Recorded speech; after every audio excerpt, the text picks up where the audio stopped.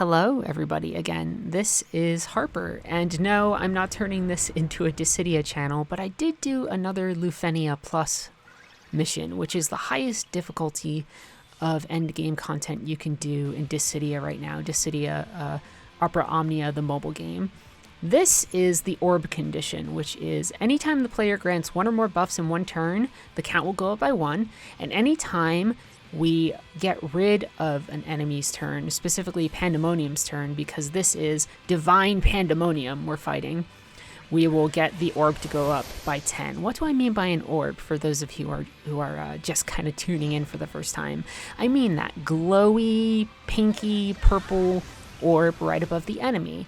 The highest it can go is 10 for this fight, and every turn it counts down. If it gets to 0, it will kill us instantly. So part of the challenge of Lufenia missions, and also Lufenia Plus missions, is managing these orbs, which always can be affected by special conditions. For instance, we just did one where it was a very difficult mission, where if you did more than 250k HP damage after launching an enemy into the air, you would push back the orb by a significant amount. We are using a fairly familiar team. If you watch that older video, by that I mean it's like 1 or 2 days old. You saw that we used Setzer there. We have Setzer and Zidane, who we used in the previous challenge, and now we also have Yuna. Yuna has a couple cool things going for her, including the ability to quote-unquote battery our party, which is to say to give them Brave. If you don't know what Brave is, Brave are those numbers next to our health bars. The more Brave we get, which is to say the more we use certain attacks that generate Brave and then spend that Brave, the more HP damage you will do. In general, you want to accumulate a lot of Brave and then spend it. Now we are going into Burst with Zidane. Zidane's Burst is really cool, has a lot of effects. This is just the finishing part of the Burst, which I'm able to use anytime I want because I've upgraded his weapon enough so that it is in the Burst Plus phase. We are officially in the Lufenia Plus and Burst Plus phase of Dissidia. It's really good though. I like Zidane's Burst for a variety of reasons, and we can talk about why I like it. One is that anytime you use a character's Burst, it will give a variety of different bonuses. You're going to see one here. After we use this call ability, this is Omnia from Final Fantasy Crystal Chronicles. We're using that to reset the orb because that deleted the enemy's turn. But watch when we attack using Zidane. Because we're putting a debuff on the target, we also get a ton of healing. That's one of the benefits from the Burst effect. It's called stealing an elixir is how they handle it. I'm looking there for a minute to see how many turns we have. It's 80 turns. The last one we did, which was an event centered around Cid Reigns from Final Fantasy XIII, the turn count was 65, and it was really tight. I'll complain about that a little bit more again in the future of this video. But to talk about Zidane's Burst effect, it will moderately increase the amount of Brave damage that we do. It will increase the amount of Brave that we can hold. It will release the cap of Brave damage that we can hold, which is to say 9,999 by 20%. It means we get an extra buffer of Brave that we can spend. And again, Brave is the resource that we accumulate and then spend on attacks. And it also slightly increases our party's HP damage when we're attacking a debuffed target. And boy, oh boy, we have debuffed the hell out of Pandemonium. What you saw right there for Setzer is something we've talked about before, at least in the previous video. His special ability, he's one of 2 characters that can generate something called rainbow damage. Ooh. Rainbow damage is one of the things that I think makes Lufenia Plus missions bearable. Why are these called Lufenia Plus? Well, the answer is the enemies have tons of auras that prevent you from gaining Brave easily. They have a lot of mitigation so that as the fight goes on, it becomes harder and harder to do more damage. One of the ways around that is rainbow damage. Rainbow damage means that when you hit, you're doing mostly the most amount of brave damage that you can do. So you're generating the most amount of brave and ignoring basically all enemy resistances that are preventing your brave gain, which means that although Setzer's ability doesn't give you 100% guaranteed rainbow damage, it does give you a chance for some rainbow damage, which means that you're generally getting a fair amount of brave, which then is spent on attacks, which leads to big attacks. Lufenia Plus is tricky. I don't know how I feel about it. I feel that, when I did the Sid Reigns event, I felt bad about it because that event felt so tailored towards having Sid in your party. You had to do a ton of damage after launching enemies in the air in order to make the orb tick up. It was how you got rid of certain buffs on the target, and also the turn count, which is to say the fact that we had to complete it in 65 turns was so tight. It was so tight of a DPS check, and Sid Reigns is such a DPS powerhouse. We're using him right now. This is a friend's Sid Reign that I've called in using an assist feature that you get to choose a bonus character to join you before any fight. He's just such a dominant character right now. He might be the strongest character in the game. That without him trying to do his Lufenia Plus, while there are characters that fit the bill, it really felt like an event that was tailored to, because this is a gacha game, really incentivizing players to go and try and, roll the gacha to get Sid.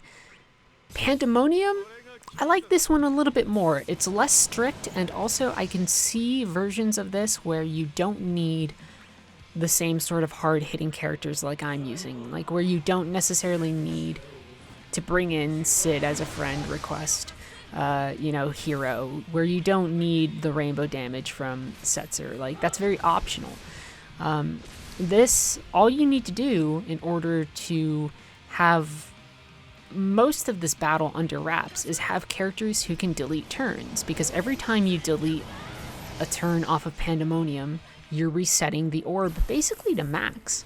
And then also, you might notice that every now and then Pandemonium is going to get a storm blowing around them. When that is up, it's a bit of a pain. They gain delay immunity, which means that if we break them, we can't delay their turn. It also prevents a ton of brave gain on the player. And the only way to dispel that is to delete the boss's turn. I do like how this combines the orb condition with another mechanic on the boss, so that having a character that can delete turns is very beneficial. Technically, the flagship character for this event is the character I'm using right here, Zidane. Zidane has an ability that if he breaks a character using it, I believe it's called Solution 9, it will delete the enemy's turn. But there are other characters in the game that can delete turns, including that friend unit, that Amiditelian that I used. There's ways that Ultimisia, if you have her as a character, can delete turns. So you do have options. It doesn't feel like the Sid Reigns event where it's like if you didn't have Sid, you really needed to build out your team properly. The DPS check on that one was tight, and I really hope what we get are events more like this, where there is a little bit of leeway, as opposed to events like the Sid Reigns event where having the banner character just gives you such a clear advantage. I mean, granted, I'm summoning Sid here to help me and kind of make this a little easier, but I could have done this probably with just Zidane, Setzer, and Yuna, or other characters, right? I didn't need to take Yuna. Another character that would have done well here is Y'shtola, who would have been able to give me a lot of brave because she is what we call like a battery character. She's able to delay the enemy as needed, and she's also able to heal. And that's important because we do take damage throughout this fight. I do have 2 characters that can heal, though, one of which is Zidane, so long as we're attacking and, debuffing the target. When we steal an elixir, we get a lot of health back, but I really mostly care about those elixirs stolen as a way to make sure that we have constant brave gain. But then also we have Yuna, who does just have a flat-out healing ability, even though she has a lot of damage abilities, too, with all of her summons. Yuna's really fun to bring into this fight. I like her just as a character in general.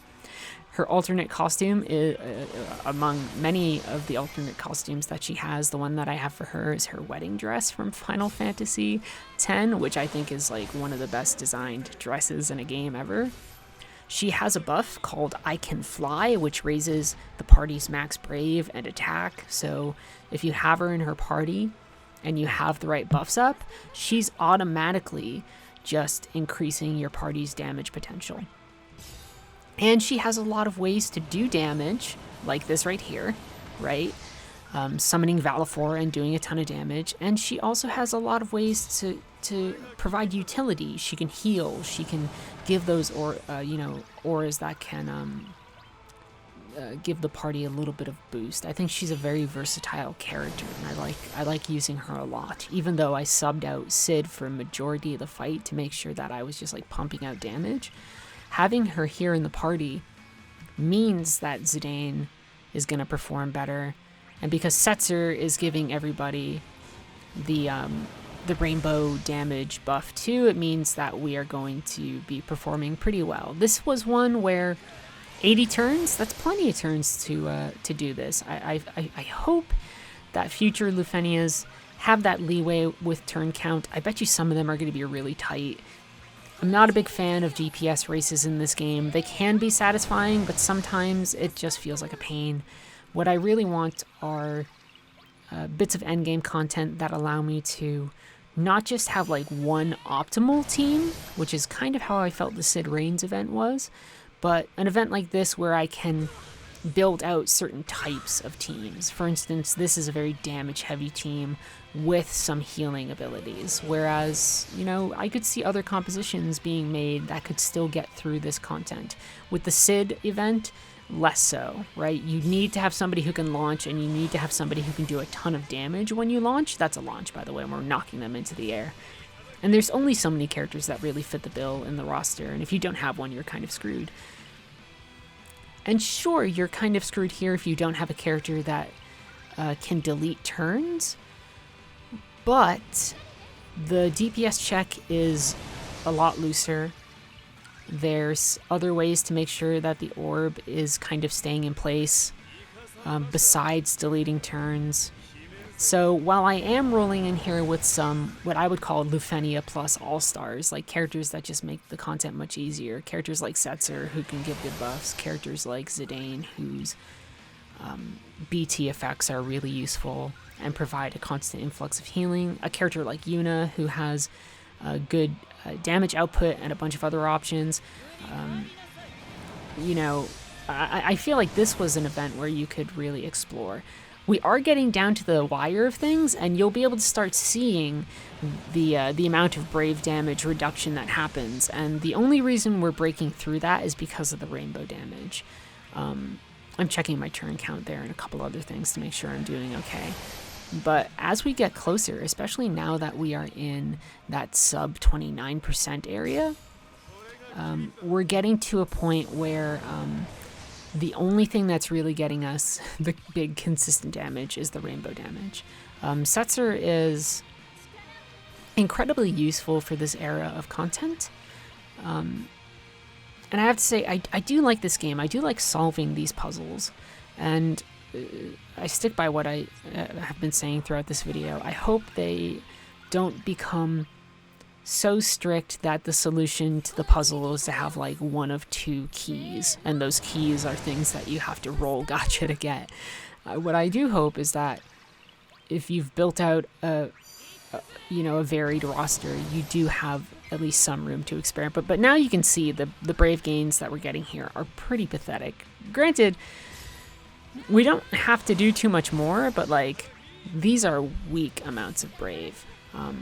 And you can see that they do a small amount of damage. Thankfully, we have technically, like, we're halfway through the amount of turns that we could use, so, like, we have time. And with Setzer's buffs and everything, we have a lot of tools for at least breaking through some of that Brave damage reduction. One of the tough things about Lufenia Plus is just that the auras reducing your Brave generation and the damage that you do are really steep, so that you have to find ways to sort of cheese and sneak around it. Setzer is like the one big locking key right there. I did like this one though. This was my first try doing it, and you know, as opposed to the Sid Reigns one, which was so tight, the DPS check was so stringent that it took me like 5 attempts. This was 1 attempt, a good party comp, and just really going for it, and it felt nice. You know, I like the fact that there's, you know, a mobile RPG that I can play that has endgame that feels satisfying and not endgame that I feel like super locked out of. Like, I can't get into, I don't know, Dragalia Lost or whatever. I've never been able to do that. But here it's like, these are just RPG battles with a couple more puzzle pieces, and I really like that. We are going to double check our rewards to make sure we actually cleared, which I'm pretty sure we did, because the complete is there, and yeah, we get some extra crafting whatchamalotsits. And that's it. That's another Dissidia video. I hope you enjoyed. Bye!